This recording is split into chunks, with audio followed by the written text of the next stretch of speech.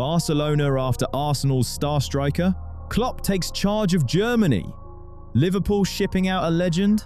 And Leão, is he really heading to the Premier League? Manchester United are trying to assemble something resembling a functional midfield and failing spectacularly. Michael Carrick wants sharper, more athletic. The board are sprinting around the transfer market like headless chickens. Message received. Central midfield is an emergency. This week, they got absolutely mugged for Matheus Fernandes. Tottenham strolled in, dropped 85 million quid on the table, and walked out with the player. Cheers for that. Sky Sports reports, United are now scrambling through the bargain bin and not so bargain bin for alternatives. Target number 1, Aurélien Tchouaméni. Sounds glorious on paper. The catch? Real Madrid are playing their usual murky games. The Spaniards are rebuilding, and if anyone's getting shown the door to free up space, the name in the frame is Eduardo Camavinga, not Tchouaméni. United can admire him all they like from across the Pyrenees. Admiration doesn't make a player available. Getting him right now is about as realistic as finishing in the top 4 by accident. So Alex Scott from Bournemouth enters the picture. Achievable? Sure. Except Bournemouth aren't selling their best lads. They're drawing up a new contract for Scott as we speak, which means United either smash the door off its hinges with an obscene bid or move on sharpish. The one genuinely encouraging name in all this chaos. Ederson from Atalanta. Box-to-box engine, physical presence, reliability, deal penciled in for after he finishes up with Brazil at the World Cup. If that one lands, Carrick finally has a foundation to build from, and the next midfield signing can be recruited by design rather than desperation. And then there's the left flank headache. Crescencio Somerville is the club's #1 priority out wide. Preliminary talks with West Ham already done. The plan? Fund it by flogging Marcus Rashford. Neat on paper, except Tottenham have barged into that one too.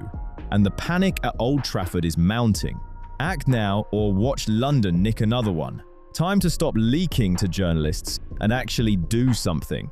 One quality midfielder, one rapid winger, then close the bloody window. Jurgen Klopp is coming back. The rumors are true.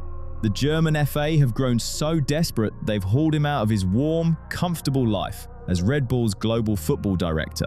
And Klopp apparently said yes. Nagelsmann was always going to get the boot. Friday, Frankfurt, a 3-hour airless meeting at DFB headquarters, and Julian handed in his notice. Hardly a shock, is it? Losing to Paraguay on penalties in the last 32 of a World Cup isn't just bad. It's an indictment of an entire system. 3 consecutive tournaments crashing out at the same wretched stage. A full-blown catastrophe for a nation that once taught the rest of the world what football was supposed to look like. Nagelsmann gave his farewell speech, of course. Apologized to the fans for ruining their evenings, said his heart aches, insisted the team needs a fresh start, and then quietly collected his 6 million quid in compensation for the early exit. Not a bad severance package for a public flogging, to be fair. And look, my viewing stats without likes look about as bleak right now as Germany's round of 32 exit. So to the silent masses watching this, I'm not asking for 6 million in compensation like Julian, just one honest thumb up. Let's drag those numbers off the floor, while Klopp drags the manshaft off theirs. As for Klopp himself, he confirmed everything on Magenta TV. Put it simply, Nagelsmann's gone, the Federation came running to him, and he's ready to answer the call. Remember, 2024, tearful Anfield farewell. Talked about his batteries being flat, said he didn't have enough left for even one more year after 8 of relentless Premier League and Champions League football. Well, the sabbatical did the job. His words, "I am more than recharged." He also went out of his way to defend Nagelsmann, called him an excellent coach, and made it plain. The problem isn't the bloke on the touchline. German football is at a historical crossroads. It needs painful, structural surgery. Not just a new face in the dugout. The DFB's official release barely disguises the desperation. Klopp is their only candidate. He's already signaled he's in. Expect long consultations and a scalpel taken to the entire setup.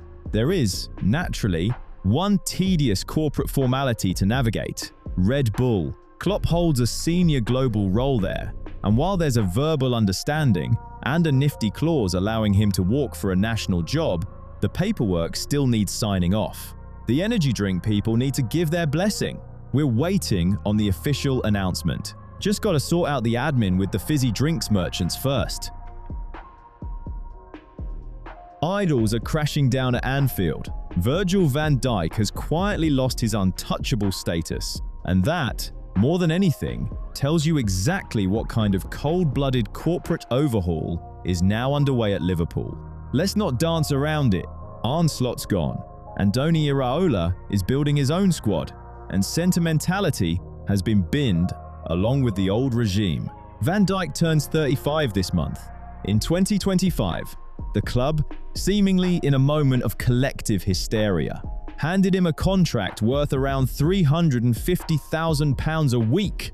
Now, after a season that fell well short, the hierarchy are staring at that renewal with very serious regret. Classic football management blunder: pay through the nose for past glories, then spend the summer wondering how it went so wrong. Liverpool are apparently now ready to face the music.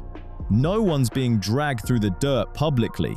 Iraola isn't forcing the captain out of training sessions, and there's no whisper campaign in the press. According to Team Talk, it's entirely transactional. The club are simply open to any credible offer that lands on the desk. Van Dijk's position is the same. He understands the situation.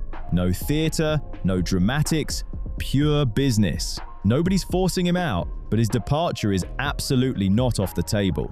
Selling him, though, is a genuinely reckless gamble. Ibrahima Konate already walked this summer, stripping defensive cover in the process. If Van Dijk goes too, this isn't a tidy refresh. It's ripping out the load-bearing walls. Elite-level centre-halves don't grow on trees. Finding and bedding one in costs an absolute fortune. If the captain leaves, Liverpool will need to fling serious money at a replacement before the window slams shut. There are no budget options dressed up as continuity here. Where could Virgil end up? The list is genuinely interesting. AC Milan, now under Ruben Amorim, have already sent feelers through intermediaries. The Italian press are calling it a dream transfer. Galatasaray and Fenerbahce are sniffing around from Turkey. And hovering in the background, as they always are, the Saudis with their limitless checkbook plus a credible MLS interest. Van Dijk still carries enormous name recognition and genuine leadership authority. Clubs outside the Premier League's brutal financial ecosystem are very much drawn to that. Iraola wants a younger, more aggressive defensive line. If Van Dijk is no longer untouchable, it means nobody in that squad is. Not really. Welcome to the age of cold calculation. Victor Gyökeres has had enough, and he's making sure everyone knows it. The Swede spent 1 year at the Emirates and is now rattling the cage, pushing hard for a move to Barcelona, which is somewhat embarrassing, given Arsenal paid Sporting Lisbon a full £63.5 million, bonuses and all, for him last summer. They were sold a striker who'd answer every question up front. What they got was a centre-forward whose actual contribution remained under constant scrutiny. The numbers look passable enough on the surface. 21 goals in 55 appearances across all competitions. And he was part of the squad that ended Arsenal's 20-year wait for a league title. But he never became the talisman the club needed. When it mattered most, he was warming the bench. Remember the Champions League final? Mikel Arteta kept him in the dugout and trusted Kai Havertz instead. For Gyökeres, that was the moment everything broke down. He and the Basque gaffer simply never clicked, and now there's no coming back from it.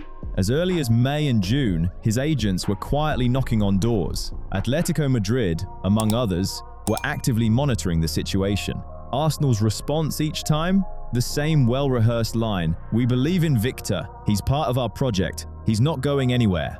Meanwhile, the club was simultaneously shopping for another striker to take the goal-scoring pressure off him. That contradiction was apparently the final straw. According to El Nacional, Gyökeres went around Arteta entirely, directly demanding the club open talks with Barcelona.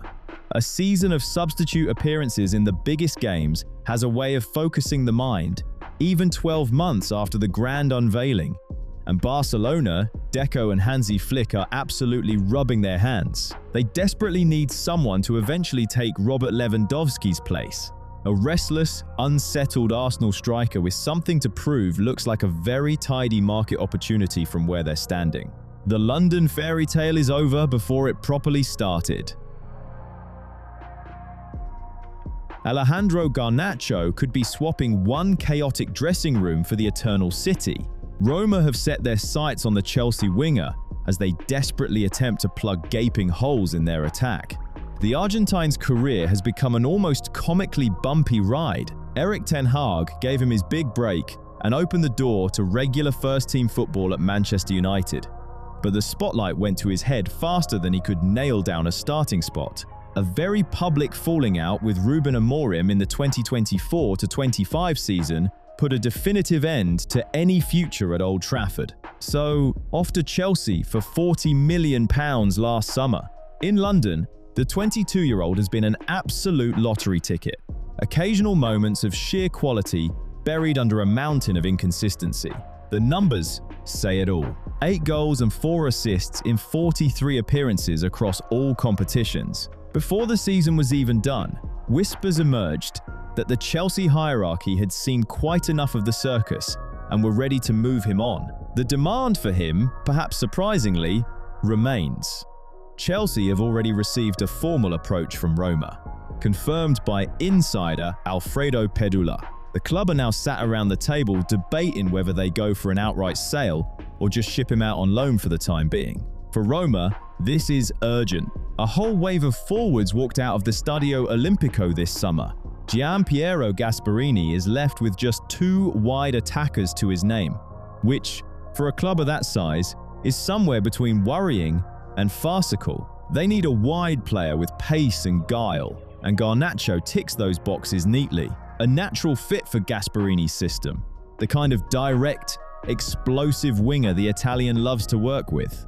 He'd slot straight into that front line and give it an entirely different dimension.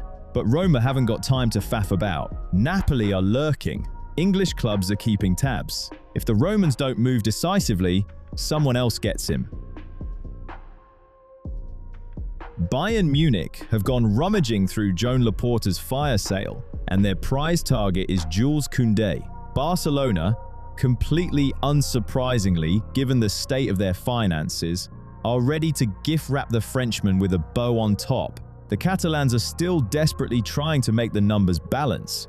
Financial fair play regulations are merciless, and the club need a proper fiscal detox this summer. Koundé, in that context, is the designated sacrifice.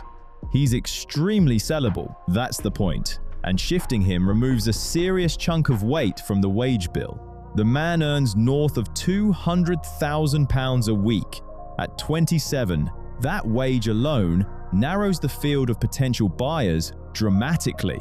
It immediately rules out roughly half of Europe's interested parties. The Premier League has been quietly drooling. Liverpool are hunting for cover on the right side after an endless injury crisis. Arsenal have had their eye on a quality right-back as a summer priority. Chelsea? Well, Chelsea is simply congenitally incapable of staying out of any transfer story going. But Bayern are the ones coming in hardest. According to Fichajes, Vincent Kompany wants a true utility defender, someone who can operate reliably at centre-back or at right-back without missing a beat. Koundé is precisely that kind of player. He brings depth, healthy competition in the backline, and the kind of big-game experience that money doesn't manufacture overnight. The signal from the players' representatives has already landed at the Allianz Arena. Koundé is available. Barcelona have set their asking price, and the bidding starts at £50 million. Steep? On today's inflated market, for a player of his profile and international pedigree, it's defensible. The Catalans are banking on this sale to unlock their summer spending. The rest now depends on what the player and his camp actually want, and Barca are quietly praying that the allure of Bayern's shirt and Kompany's fresh ideas will do the convincing for them. In other words, They're begging the Germans to take their most expensive problem off their hands. Honestly, who else but Barcelona? AC Milan are actively pushing Rafael Leão towards Tottenham, openly shopping him around in the hope of engineering a Premier League move. In Italy, the message is blunt. He's surplus to requirements. New Milan boss Ruben Amorim has said it plainly. This player doesn't feature in his tactical thinking. Milan finished a deeply uninspiring 5th this season. The coffers are bare, the financial pressure is real, and the club need to move assets. It's been a grim year for Leão. 10 goals in 31 league appearances. Regular booing from his own supporters. A torturous period under Massimiliano Allegri, who, for reasons best known to himself, kept deploying a natural wide forward as a central striker.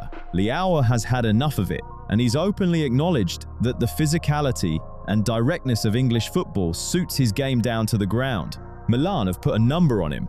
According to the Gazzetta dello Sport, they want at least £51 million for a permanent deal, or they'd consider a loan with an obligation to buy at £60 million. Turkey came in with the only concrete offers so far. Leão took one look and made his feelings very clear.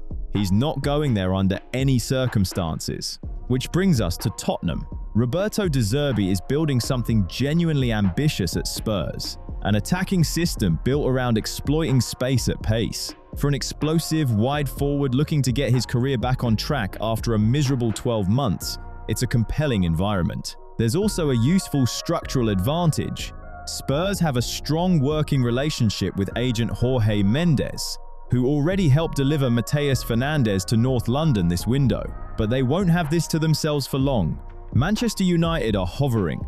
The Red Devils desperately need proven options on the flanks. They're back in the Champions League and planning to compete on 4 fronts. Leão has long had a soft spot for United, and for Arsenal too, as it happens. And that Champions League status gives United a strategic card Tottenham simply cannot match.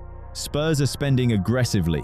Prestige, though, is a bit harder to buy. The market is just getting started,